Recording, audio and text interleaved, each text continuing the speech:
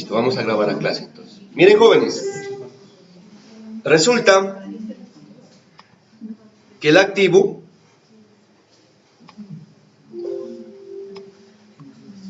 en norma internacional tiene tres momentos. ¿Cuáles son los tres momentos? Pasado, presente y futuro. Los tres elementos son para definir tanto activo como pasivo. ¿Qué es el pasado? Hecho cumplido. ¿Qué es el presente? Que dio origen a un recurso controlado. ¿Y qué es el futuro? Esperamos que fluyan beneficios económicos hacia la entidad. Cambió la definición, ¿ve? Y simplemente con esa definición muchas cosas quedan activos en norma local ya no son activos. O viceversa. Ahora ya pueden ser activos en norma internacional. Y en norma internacional ya no pueden ser activos algunos elementos que reconocíamos en nuestra norma local. Entonces, ¿a qué viene todo esto? A que reflexionemos. La clave de aquí en adelante es conocer claramente la definición de activo, pasivo, ingresos y gastos. De ahí para todo lo de la norma internacional. Y les voy a colocar unos ejemplos. Miren, lo voy a hacer. Voy a ver si enciende el celular para que no nos dañe la grabación de la clase. Entonces, voy a hacer aquí unos ejemplos que también van a quedar grabadas, si Dios permite, donde podemos observar lo que es activo.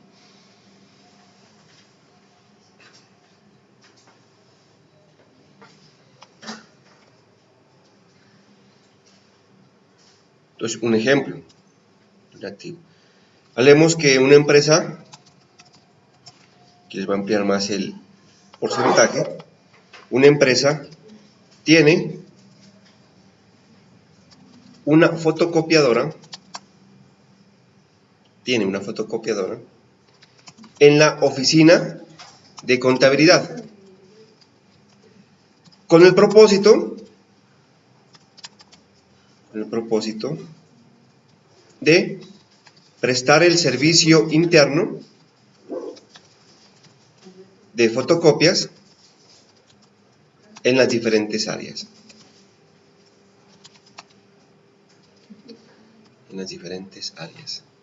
Actualmente, la fotocopiadora no presta el servicio. Vamos a hacer una lista de chequeo, a ver si es activo o no es activo. Entonces me voy a la definición de activo. Dice pasado, exactamente, el presente y el futuro. Pasado, un hecho cumplido.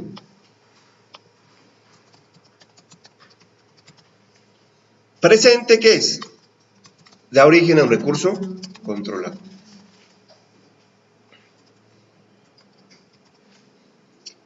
¿Y qué es el futuro? Que fluyan beneficios económicos futuros hacia la entidad. Mira, está la lista de chequeo. Siempre trae lista de chequeo.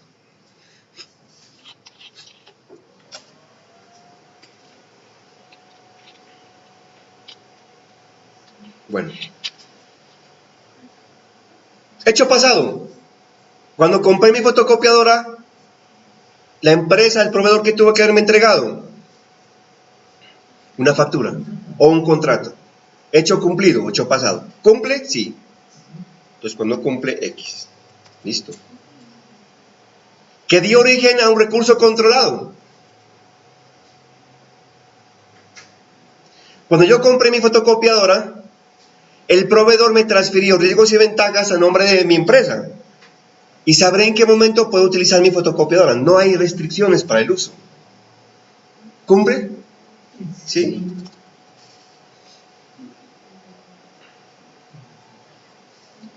¿Actualmente me está produciendo beneficio? Ojo, el beneficio no es que va a entrar dinero en el futuro, no. Beneficio es que me está produciendo un servicio interno o dinero hacia el futuro. No. Entonces no cumple. Los demás sí cumplen, sí y sí. Con uno que no cumpla, ¿qué pasa? Ya no es activo. Cumplirlos todos deben cumplirlos para que sea activo. ¿Ve?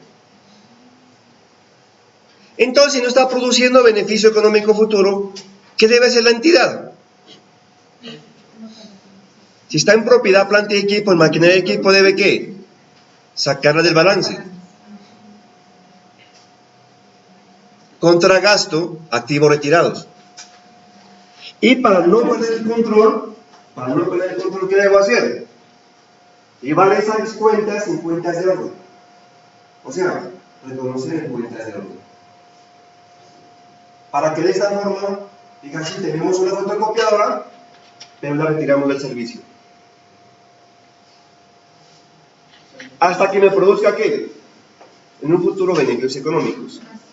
¿Cuándo me va a seguir produciendo beneficios económicos? ¿Cuándo? Cuando se repare la fotocopiadora. Ahí pasa nuevamente el activo. ¿Y el costo de reparación? Un gasto. Ahí no cumplió. ¿Qué pasa en norma local? En norma local no hacemos esta lista de chequeo. En norma local me dice, activos son todos los bienes y derechos que posee la empresa. Para de contar. Sigue siendo activo. Pero miren los bancos ahora lo que tienen los bancos. Con esta simple definición puede decirle a un cliente, sí, puede decirle, mire, usted me está reflejando un activo que no está produciendo beneficio, está mal el balance, está inflado. Si la fotocopiadora le costó 12 millones y aún aparezca en el balance, es mentira, le está usted mintiendo al banco. Está inflando 12 millones en los estados financieros en el activo. ¿Ven? ¿Hasta ahí está claro? Y vamos con otro ejemplo, miren.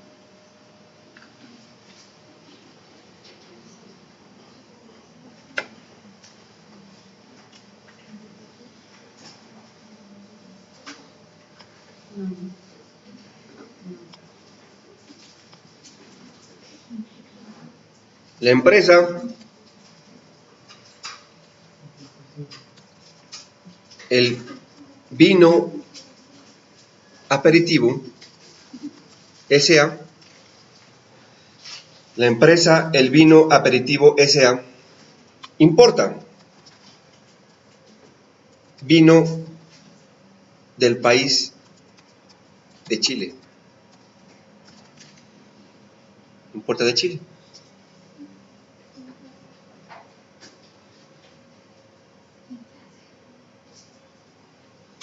El proveedor chileno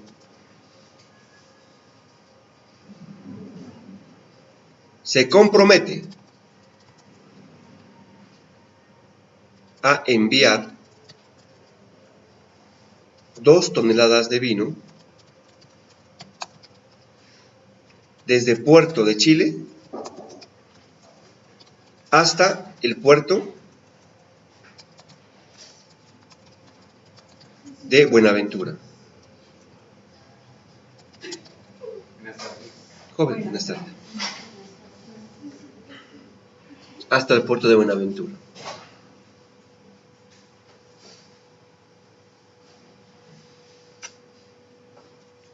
A partir de la entrada en el puerto en Colombia,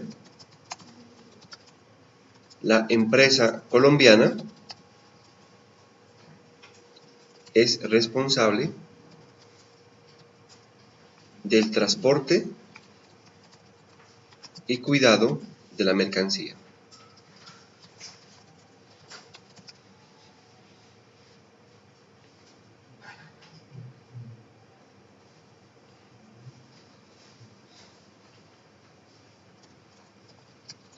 Hasta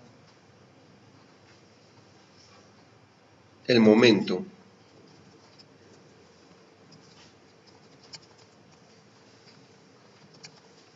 del cargue de la mercancía del proveedor del puerto de Chile a Colombia, es responsable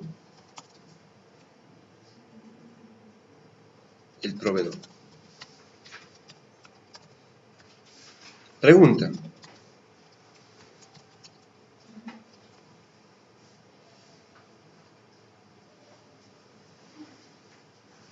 ¿en qué momentos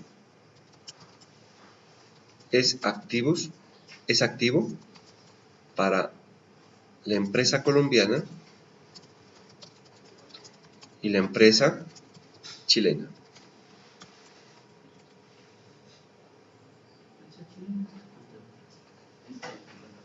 Y vamos con nuestra lista de chequeo.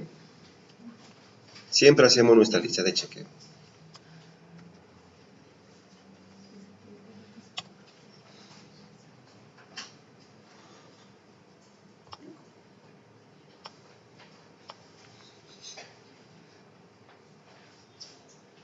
Y vamos a ver si cumple o no cumple. Y vamos a mirar primero el análisis para la empresa colombiana. Primero vamos a hacer el análisis para la empresa colombiana. ¿Qué pasa para la empresa colombiana? Mire que el proveedor me dice: le exporto el vino, pero me hago responsable desde el puerto de Chile hasta el puerto de Buenaventura.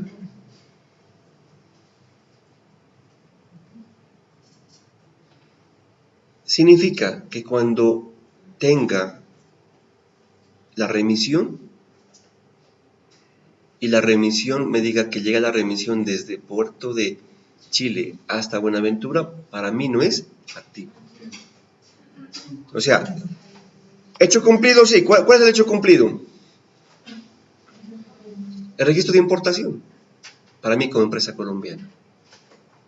Haya un compromiso de entrega de la mercancía mediante el registro de importación, que dio origen a un recurso controlado. ¿Da origen a un recurso controlado? ¿Yo tengo el control como empresa colombiana? No. ¿Quién controla ese viaje? Chile. Dice que hasta que llegue entre Chile y Buenaventura, ellos son responsables de todo lo que pase en el viaje. Por tanto, no cumple. ¿Voy a recibir beneficio económico futuro? No, aún no. ¿Por qué? Todavía no es mía la mercancía, ni siquiera aspiro a venderla. Así diga la empresa: listo, ya la tenga vendida todos esos 2 contenedores, vendido ya a un cliente colombiano.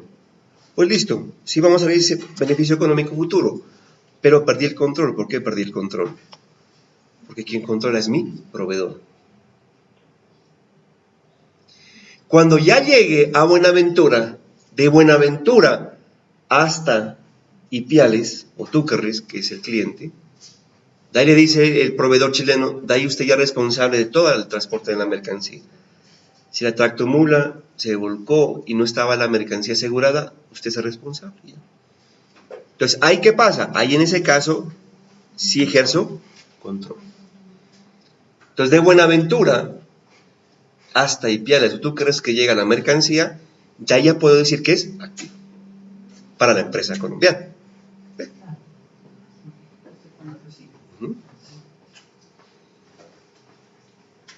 Miremos para el caso del proveedor chileno, para la empresa de Chile.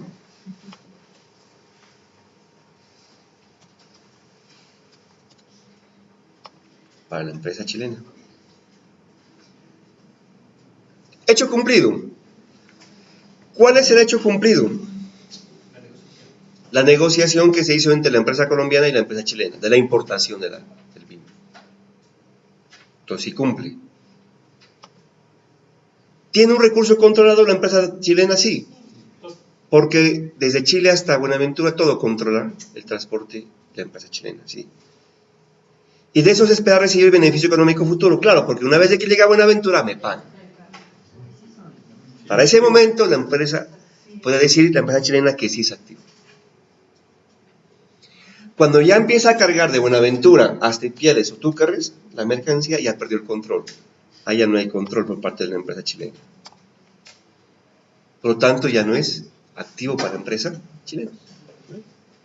Así de sencillo.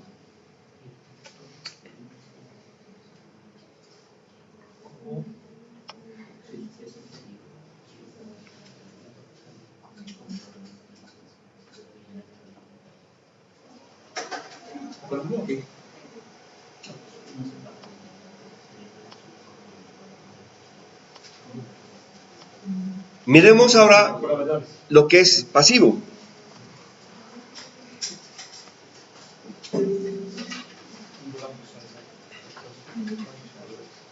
Lo mismo, tenemos tres momentos: pasado, presente y futuro.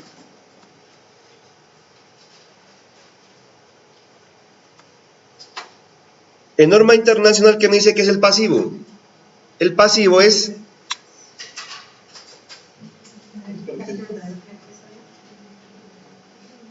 un hecho cumplido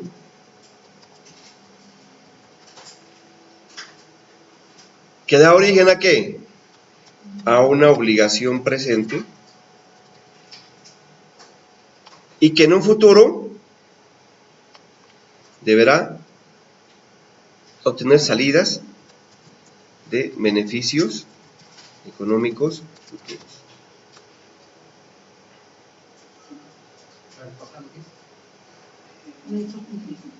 Hecho cumplido, presente que da origen a una obligación actual o compromiso actual y que en un futuro debemos obtener salidas de beneficios económicos futuros.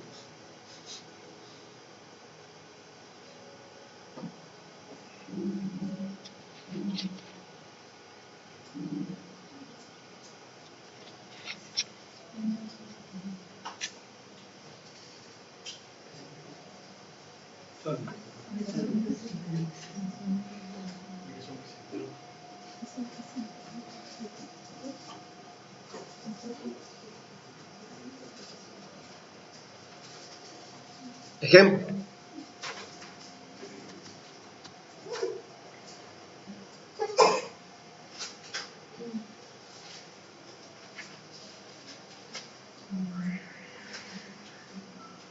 Una empresa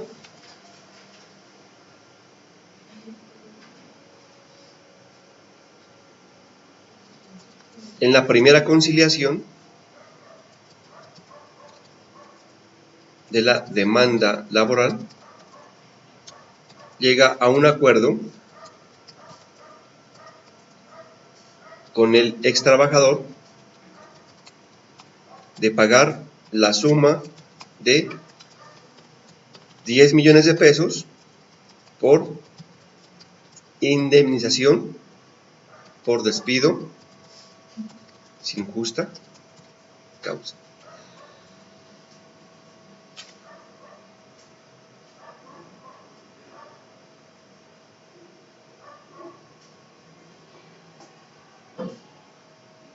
Vamos a ver si es un pasivo.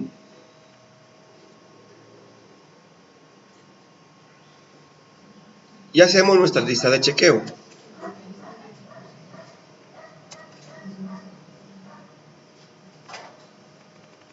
Pasado. ¿Cuál es el hecho cumplido? El despido. Más que el despido, O sea, él fue trabajador y tuvo una vinculación laboral, un contrato laboral. Cumple, sí. Correcto, sí lo cumple. Que da origen a una obligación presente. Vamos a mirar si da origen a una obligación presente. Ya llegamos a la primera conciliación con el ex trabajador y él de pronto pretendía 15 millones y él accede a 10 millones. Por lo tanto, ¿ya tengo la obligación de pagar? Sí, porque ya la conciliación prácticamente es ley para el juez. ¿Y la sentencia judicial qué va a decir? Que le obliga a la empresa a pagar 10 millones de pesos al ex trabajador. Punto. Por lo tanto, debo desprenderme de recursos económicos futuros. ¿Sí o no? Sí. Claro, debo pagarlo en el futuro. Cumple, sí. Por lo tanto, es pasivo. ¿Listo? Miren otro ejemplo.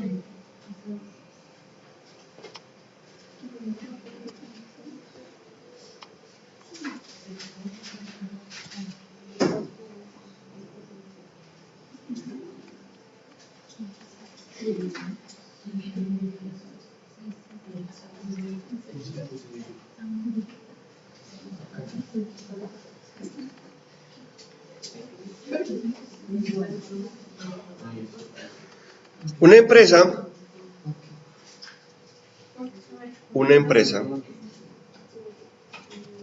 recibe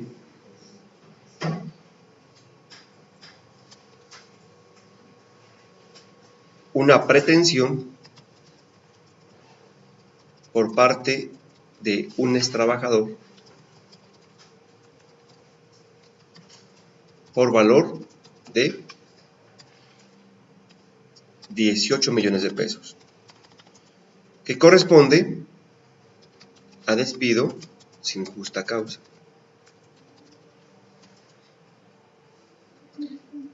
A despido sin justa causa. El asesor jurídico de la entidad estima que el valor a conciliar equivale a la suma de 12 millones de pesos.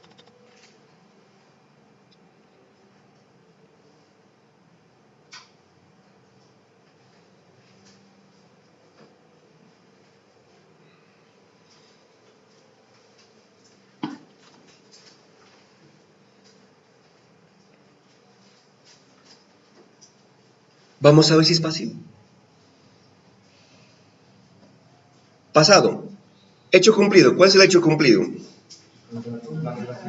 Hubo un contrato laboral que dio una relación laboral, correcto. Sí, cumple. ¿Tengo la obligación presente de pagar actualmente? No. Porque recién vamos a conciliar. El jurídico de la entidad, ¿qué dice? Se estima que se podría llegar a conciliar por 12 millones de pesos. Por lo tanto, todavía usted no lo obliga. O sea, la obligación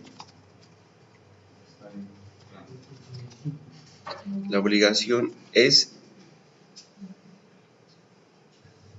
cuando tengamos la conciliación, ¿no es cierto? O sea que en este caso no cumple.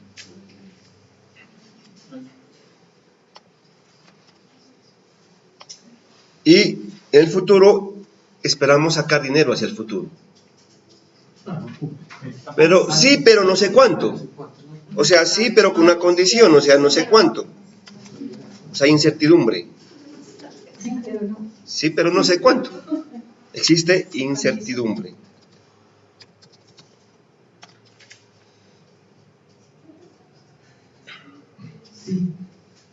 Mi pregunta es, ¿pasivo? No, porque no cumplió las tres condiciones. Entonces, ¿qué es? Buena pregunta. Entonces, si no es pasivo, ¿qué es?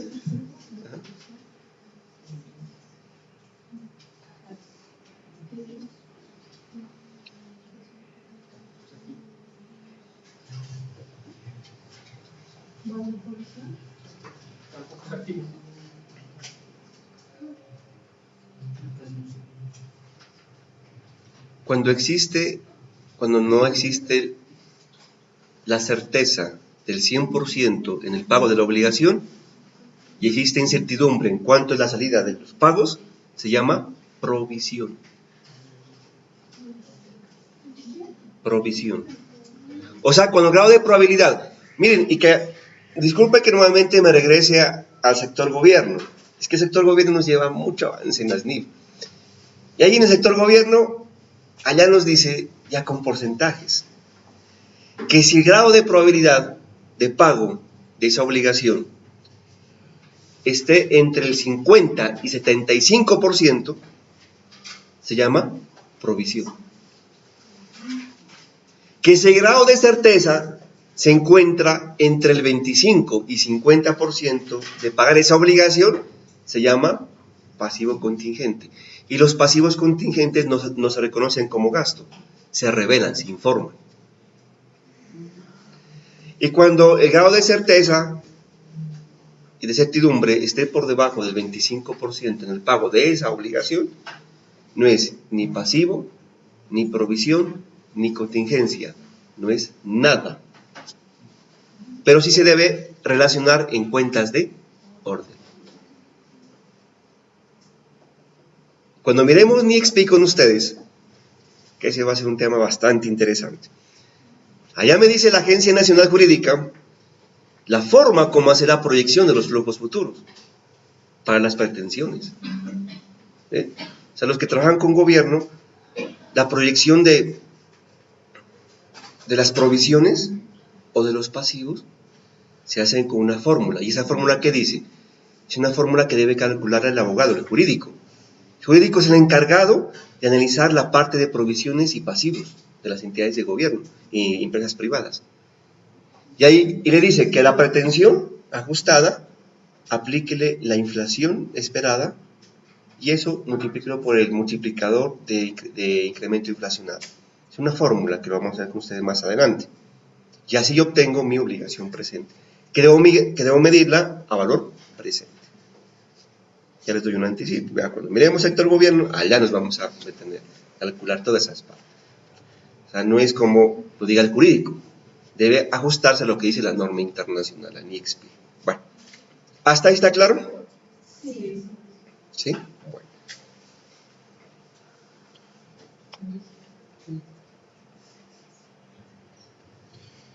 Vamos ahora a definir lo que es patrimonio. Y afortunadamente la definición de patrimonio se mantiene.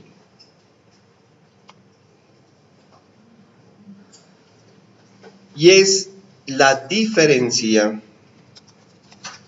entre ¿qué? Entre los activos y los pasivos. Entre lo que tiene la empresa menos lo que debe la empresa. Se llama patrimonio. Y sigue siendo igual que en norma local. Lo que ustedes aprendieron alguna vez en su vida, en la contabilidad de la CUM, en los primeros semestres. Listo. Ahora vamos a definir lo que es ingresos y gastos. Y para esto me voy a hacer una tablita.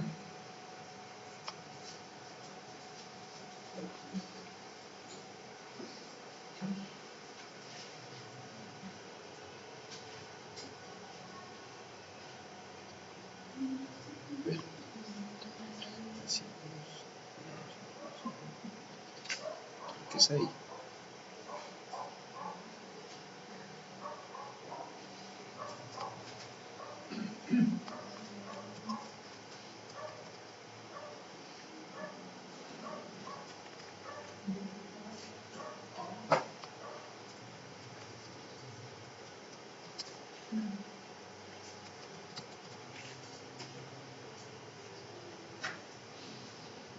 Podemos hacerlo así.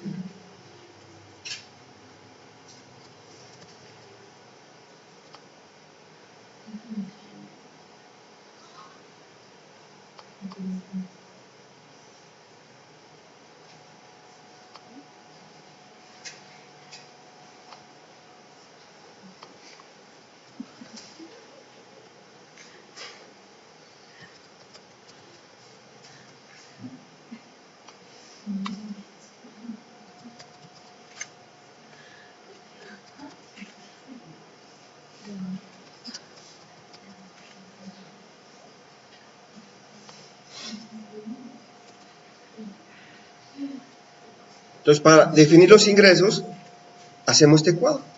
Y ahí me entienden toda la definición del ingreso. Entonces, ¿qué es un ingreso? Un ingreso, pero antes de esto, espérese. Antes, hacia la derecha. A la izquierda, por aquí. hacia la izquierda.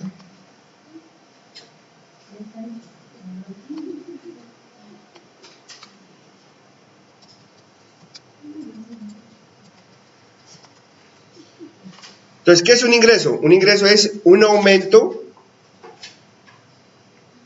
de los beneficios económicos futuros, o sea, son entradas de beneficios económicos futuros, que da origen al aumento de activos, o que puede dar origen a la disminución de pasivos, y que me trae como resultado el aumento del patrimonio. Vuelvo y le repito.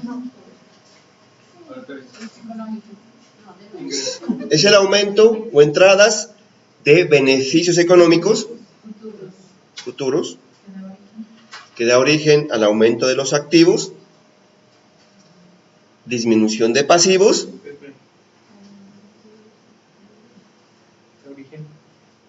al aumento de activos, disminución de pasivos y aumento del patrimonio.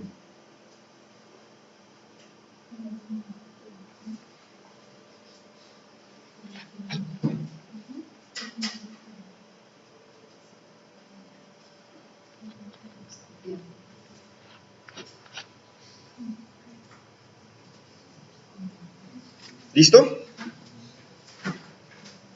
Y también con ese concepto definamos de una vez gastos.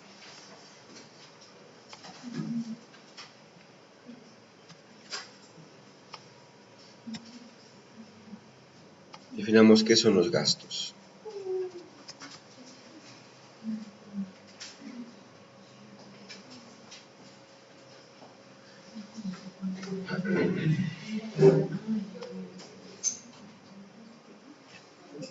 ¿Qué son los gastos?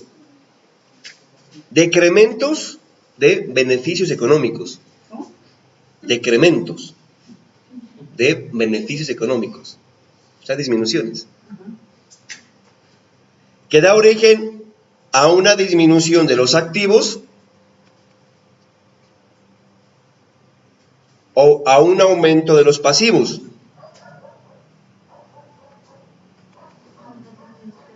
De los pasivos. Aumento de los pasivos. Disminución de los activos, aumento de los pasivos. Y trae como consecuencia disminución del patrimonio. Si quieres lo pongo en colores.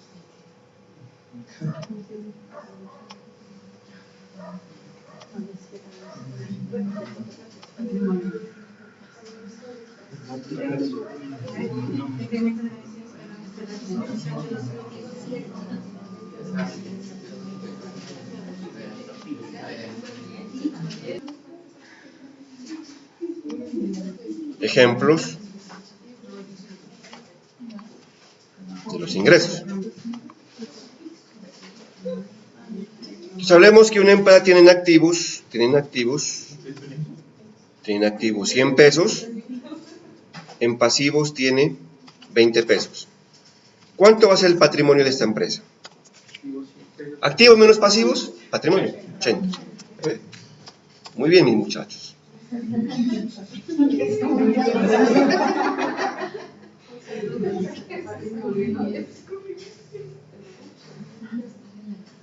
Y la empresa vende de contado la suma de 300 pesos. Cuando usted vende, ¿dónde entra ese dinero? ¿A caja o bancos? ¿Y caja qué viene a hacer? Cuenta de activo. Entonces tendríamos activos menos pasivos igual patrimonio. Activos 300 pesos. Pasivos 0, que hemos únicamente vendido. Y se va a poner aquí el 0. Entonces, ¿cuánto me da el patrimonio? 300. Positivo. Entonces, ¿cuánto va a ser mi nuevo patrimonio? Teníamos un patrimonio de 80, más 300 sería, entonces, patrimonio anterior, que son los 80, más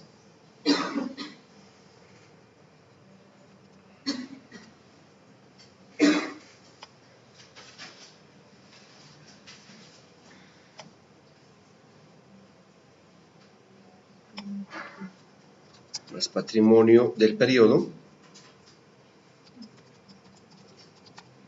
que son 300. Entonces, nuevo patrimonio, ¿cuánto va a ser? 380. ¿Estamos cumpliendo el teorema de los ingresos? ¿Sí?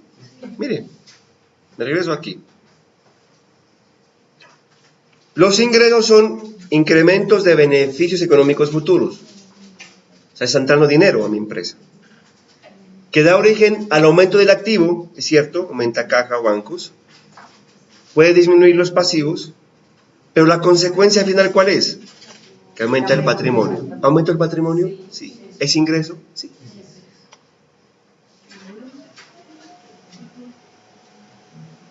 Vamos a hacer un ejemplo de gastos.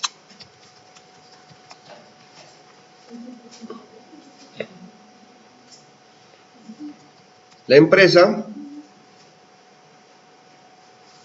en el mes de febrero, causa la nómina por valor de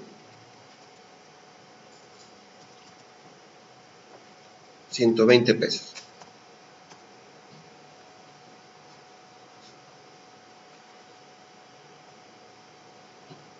¿Qué significa causar la nómina? ¿Qué significa? Todavía no la pago. Tengo la obligación de pagar hacia el futuro. Entonces miren que los gastos están asociados a los pasivos. Entonces, vamos a mirar. Entonces, activo menos pasivo igual patrimonio. Activo. ¿Cero? Pasivo menos 120.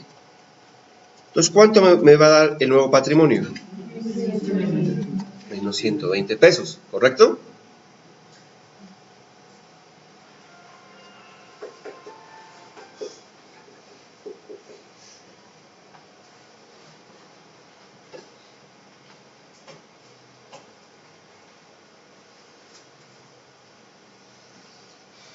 Entonces, vamos a establecer un nuevo patrimonio. Nuevo patrimonio.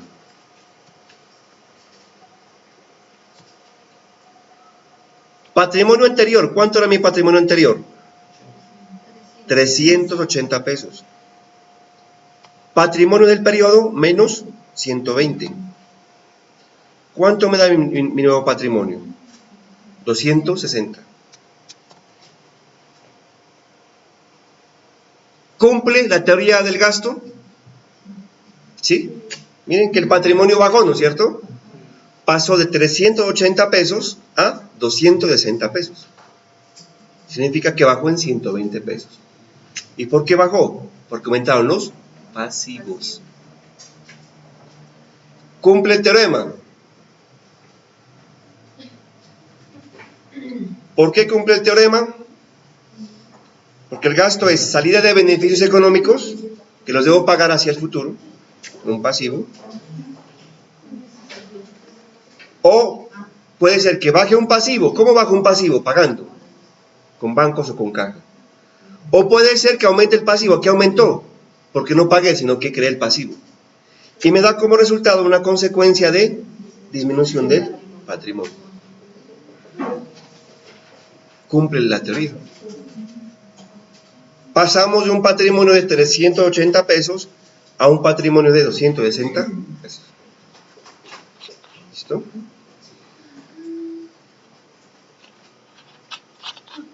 Muy bien, muchachos.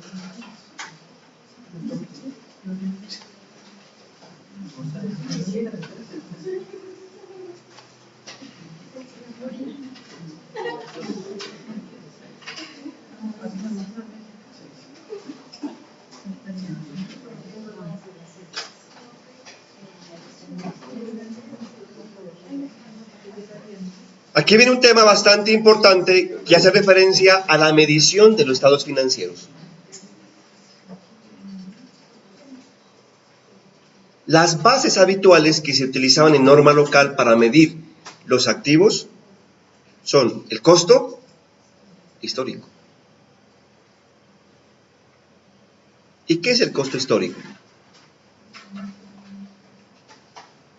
El costo histórico para los activos es el valor entregado por la compra de un activo. Por ejemplo, un costo histórico es cuando usted compra un computador. Si lo compró en 2 millones de pesos, ¿dónde están los 2 millones? En la factura o contrato. Eso es costo histórico.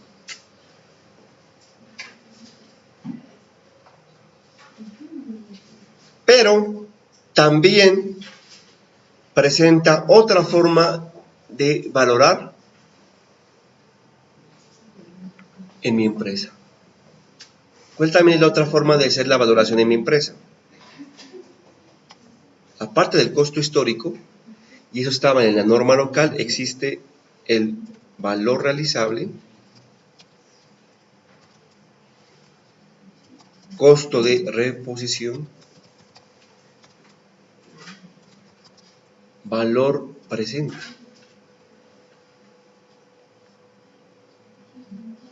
Si usted es juicioso y ha leído el decreto 2649, costo histórico, valor realizable,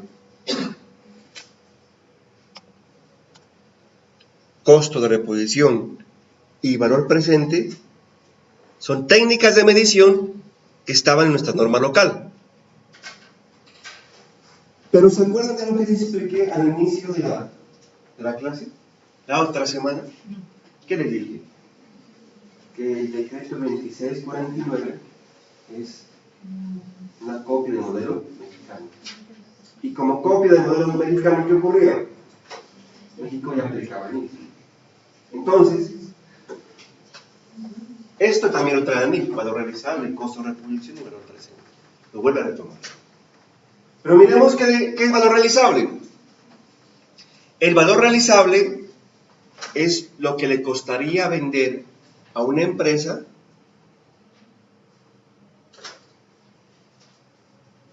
a precios de mercado, mediante una venta no forzada.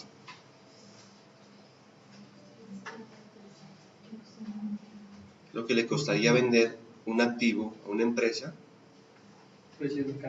a un precio de mercado, pero a una venta no forzada. O sea que yo no obligo a que se venda el activo. Simplemente me sirve como referencia para consultar el libro. Es valor realizable. El costo de reposición, ¿qué es? Es el costo que a usted le ofrecería sobre un activo en las condiciones actuales. Por ejemplo, usted tiene un computador, pero el computador ya tiene dañada la pantalla. Por correr tanto al diplomado, ¿qué pasó? Se le cayó y se le partió la pantalla. Entonces, si usted actualmente cotiza ese computador en Mercado Libre, con ese defecto que está la pantalla dañada, y encuentra la misma referencia, es costo de reposición. Dice, a mí me costó 2 millones, ahora me dan 500,000 pesos para repuestos.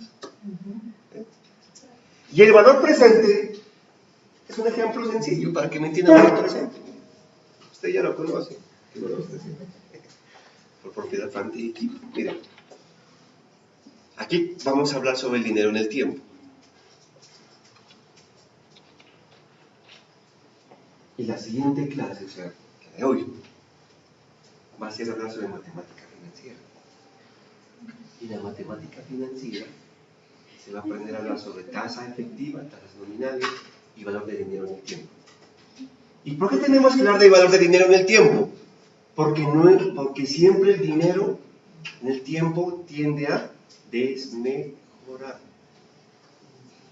Si usted hace un año compraba un huevo en 100 pesos, ahora ya es 200 pesos. ¿Pero por qué ese incremento? Porque perdió poder adquisitivo la Moneda. ¿Ven? Los jóvenes, ponle cuidado. Y voy a poner otro ejemplo. Si usted su abuelito en vida le dice que el médico le pronosticó en vida que únicamente va a vivir 2 años más, entonces el abuelito, antes de tener problemas con la familia, tener problemas con terceras, con los hijos, es el nieto preferido, le dice, bueno, le voy a dar una herencia. Yo tengo una plata en el banco y ya tengo la probabilidad de vida de que en 2 años me muera. Entonces, el día que me muera, en mi testamento usted va a recibir 100 millones de pesos. O le dice el abuelito, si usted gusta, hoy se los entrego, que es parte del testamento. Pero no le entrego 100 millones, le entrego 95 millones de pesos. ¿Por qué el abuelito le dice, hoy le entrego 95 millones y en 2 años 100 millones? ¿Por qué? Porque en 2 años ya el precio se devalúa de la moneda y va a costar, o sea, los 95 millones que los recibiría hoy, en 2 años, ¿qué significa? Recibir 100 millones. Los fenómenos económicos en norma internacional se deben medir a valor precio. Y todo eso me lo trae ¿qué? La norma internacional me lo vuelve a traer nuevamente a colación. Sino que los contadores, bajo el decreto 2649, nos olvidamos de medir bajo otras maneras, que lo tenía el decreto 2649. ¿Ven?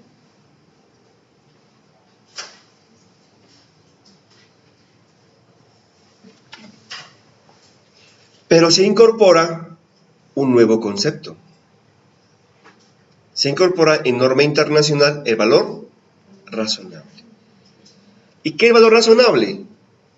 Es el valor que puede ser intercambiado un activo, un pasivo, o cancelado un pasivo, entre un comprador y un vendedor, debidamente informado, en una transacción en condiciones de independencia mutua. O sea, el valor razonable, ¿qué es? En términos argot colombiano. Para que exista valor razonable debe existir un mercado ordenado. ¿Y qué es un mercado ordenado? Que existe unas fechas en que se abre, se cierra, y un horario en que se abre y se cierra. Y es un mercado activo donde van compradores y vendedores. Y que podemos medir a una fecha cierta. Ese es valor razonable. Un ejemplo de valor razonable, ¿cuál es? La Bolsa de Valores de Colombia, o la Bolsa de Valores de Nueva York, o la Bolsa de Valores de Tokio. Si usted, por ejemplo,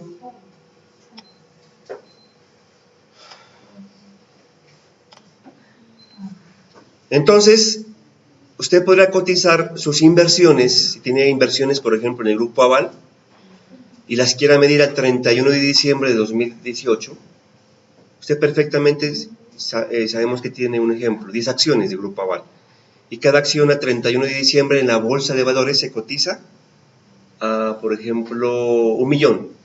Por 10 serían ¿cuánto? 10 millones. Valor razonable. ¿Por qué? Porque las empresas del Grupo 1 tienen información pública, ¿cierto? Y al tener información pública, cualquier usuario la puede consultar para saber el valor de las acciones. ¿Listo? Pero esas acciones se pueden devaluar. También pueden tener un menor valor al que yo las compré. Como es el caso de Ecopetrol, ¿no?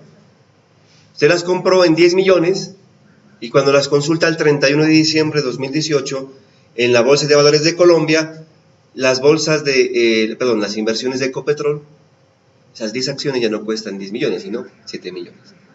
Pero el punto de referencia para hacer la consulta, ¿cuál es? La Bolsa de Valores de Colombia, que es un mercado activo, ordenado y una fecha de medición. Se llama valor razonable.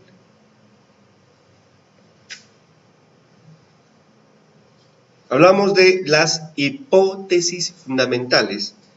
Y las hipótesis fundamentales son dos. La primera, ¿cómo se llama?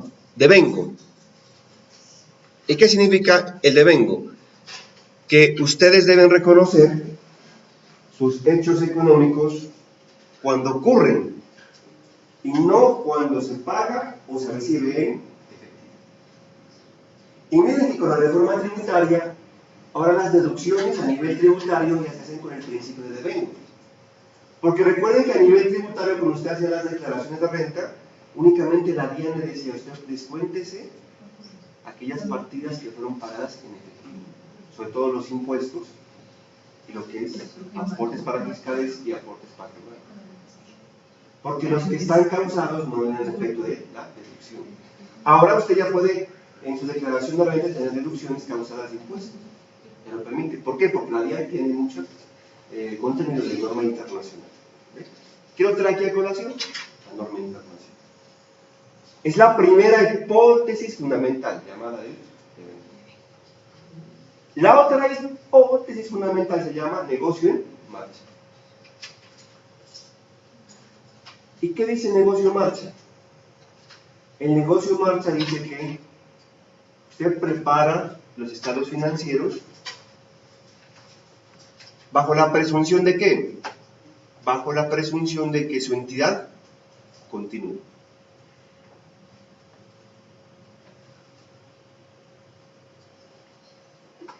Continúe.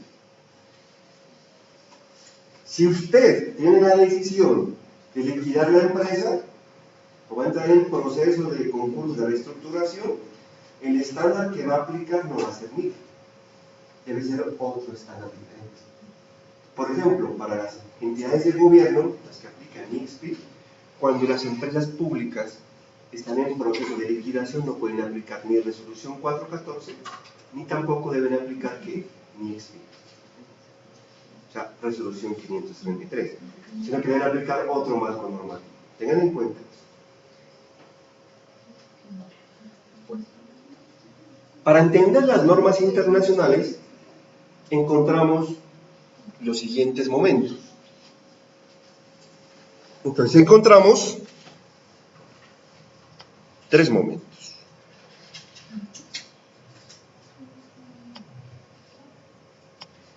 Reconocimiento,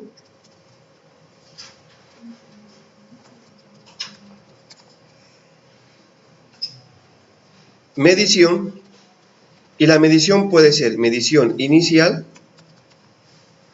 y medición posterior. Revelaciones.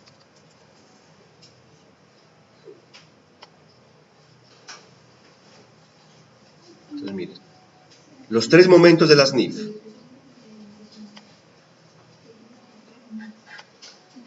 Reconocimiento, medición, y la medición se clasifica en medición inicial y en medición posterior, y las revelaciones. Medición.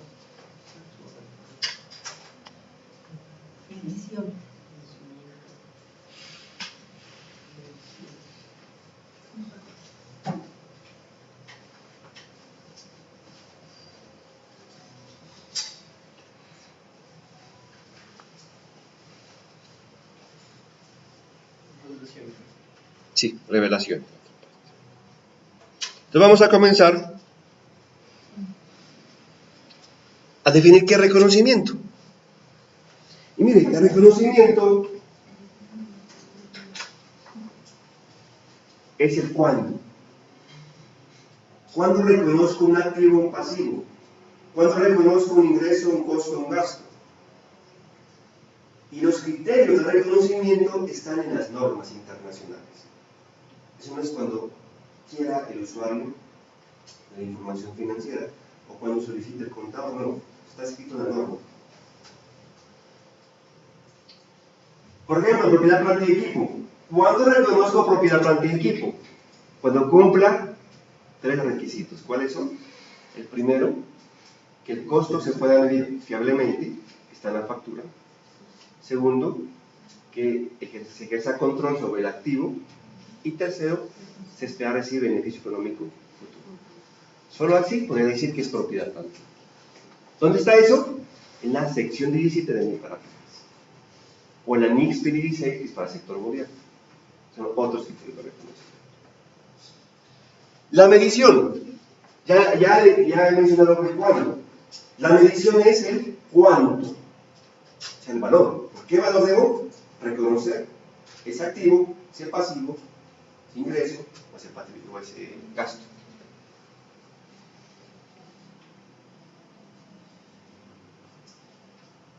Y la medición se clasifica de dos formas: medición inicial y medición posterior.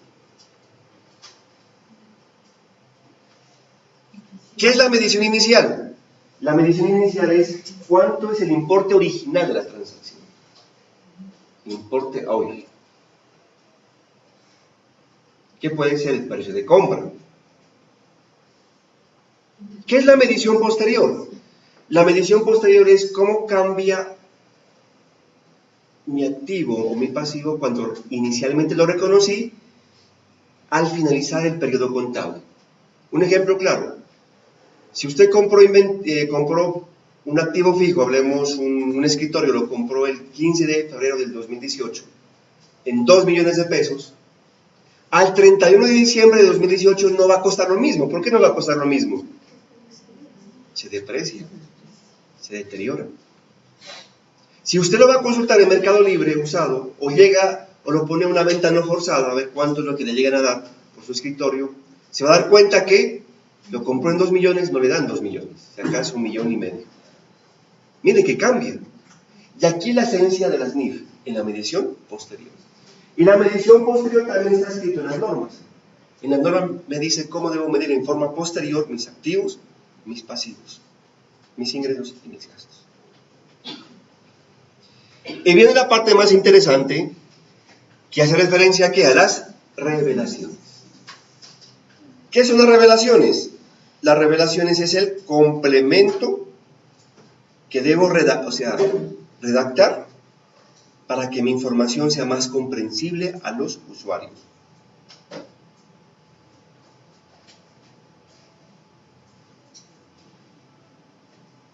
Un ejemplo de revelaciones es cuando hablamos de efectivo y equivalente de efectivo.